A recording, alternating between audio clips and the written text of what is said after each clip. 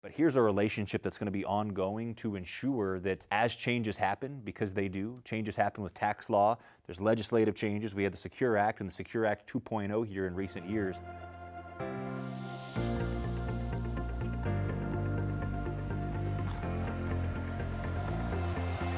So we look at taxes, really kind of looking at the different buckets that you have as you head into retirement. So you've got your tax-free bucket, you've got your tax-deferred bucket, and then you've got your taxable bucket. And so we shouldn't treat all these buckets the exact same. What we need to do is have a coordinated strategy that looks at your income. It understands where you're at in the different tax brackets. It understands consequences of rising too high in those brackets, things like IRMAA, understanding how RMDs are going to creep up down the road, and ultimately having a plan for how we're going to access these different buckets, as well as how we're going to invest them a little bit differently over your retirement years.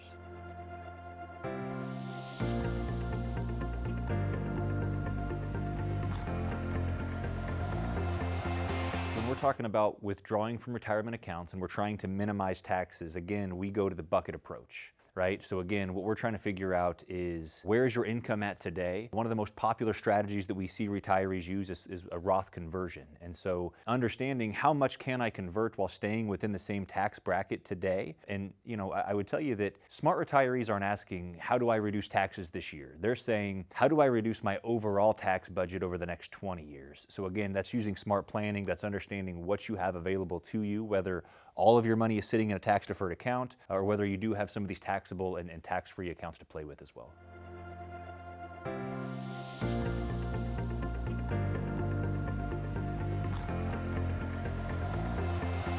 Yeah, oftentimes when people are retiring, they're assuming that they're going to be in a lower tax bracket.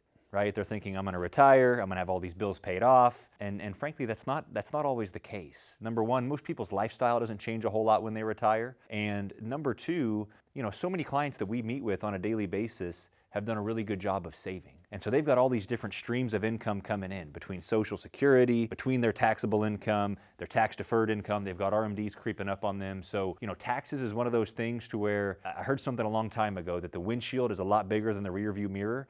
By planning in advance and understanding the future implications of these taxes, you can actually put together a strategy that can help you save tens and for some clients, hundreds of thousands of dollars in taxes by simply looking through the windshield at what's coming at you instead of just focusing on the single tax year at hand.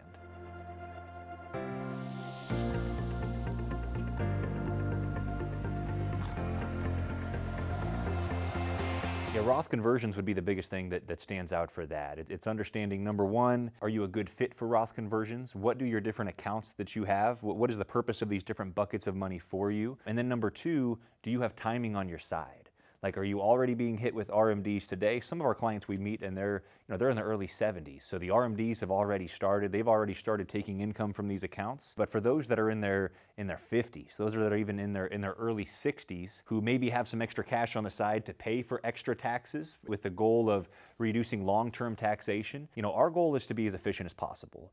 We want to be as efficient as we can with maximizing Social Security benefits, and more importantly in this case, we want to be as efficient as we can in paying as little taxes to Uncle Sam as we have to through our retirement years.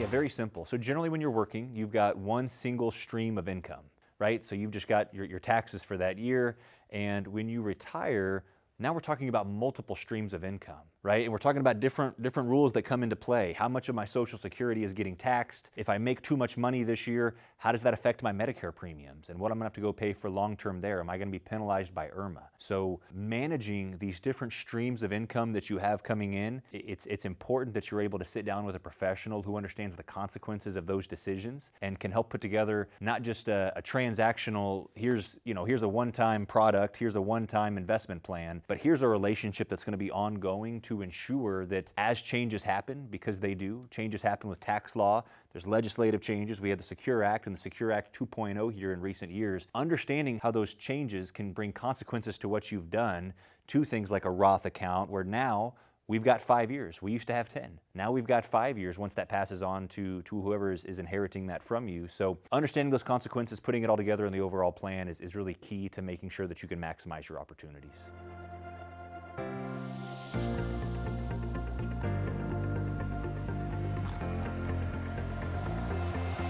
Yeah, I've had clients come into the office that are nervous about taxes. They're anxious about it. Generally, a lot of those fears, they really tie into the bigger picture, right? It really ties into what am I going to be paying for Medicare? So many people are hearing that healthcare they're going to have to spend. I think the number recently is $300,000 is what the average retired couple needs to be able to have ready for healthcare. So, understanding what that number is actually going to be. Am I going to be charged by IRMAA? How am I going to manage these tax-deferred accounts? We're looking at the fact that our national debt is above $38 trillion today. We're about to feel the entire weight of the baby boomer generation on the system. In 2030, we're going to have our last one in their full retirement age. So understanding the future of tax rates, right, and whether or not those are going to go up or down, I don't have a crystal ball. Nobody actually knows at the end of the day, but being prepared, right? And so that's simply just taking a look under the hood, understanding what a real income strategy could be, understanding what tax strategy you have available to you. I found that by walking some of our clients through that, oftentimes we're able to ease the nerves a little bit and help them see that it's one of those things that it's anxiety because it hasn't been, we just haven't figured it out yet. We haven't gotten some answers. Once we can have some peace of mind about it and put an actual plan in place, we can understand the gravity of what we're dealing with.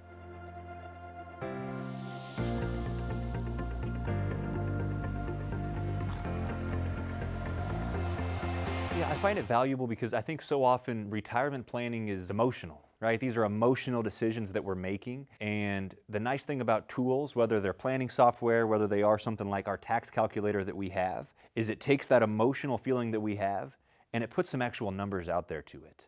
What I love about this business is it's a numbers business, but it's a people business, right? So you got to be able to manage kind of both of those together. Those tools like tax calculators can help us understand the exact impact of what happens if I do nothing.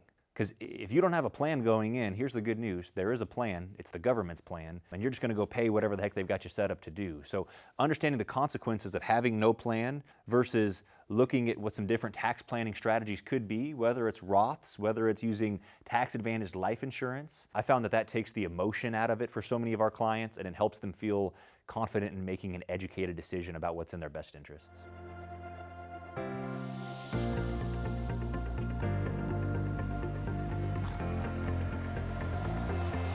I heard something a long time ago from a mentor, which was, it's not about what you make, it's about what you keep, right? So as much as we may feel great when we're getting a tax refund in our working years perhaps, what we need to understand is there's something called the opportunity cost of money, right? And so what we're really trying to help our clients do is ensure that their money is working for them. Anytime you're getting a tax refund at the end of the year, that just means you overpaid. That means you took money that you could have been investing, that you could have had working for you and within your portfolio, and you let the government hold on to that money for you. Meanwhile, they've got tools out there in the market that they'll pay you to go hold on to their money for you. You just didn't go get that benefit because you didn't put some real planning into place. So by having a financial advisor who understands the consequences of this stuff, who's able to talk about, should we be making quarterly payments to the IRS, or should we just keep an eye on this thing and kind of map it out as we go? The goal for most of our clients is not to get a refund at the end of the year. It's to come as close to that line as we can so that we could keep the majority of our money working for us along the way throughout the year.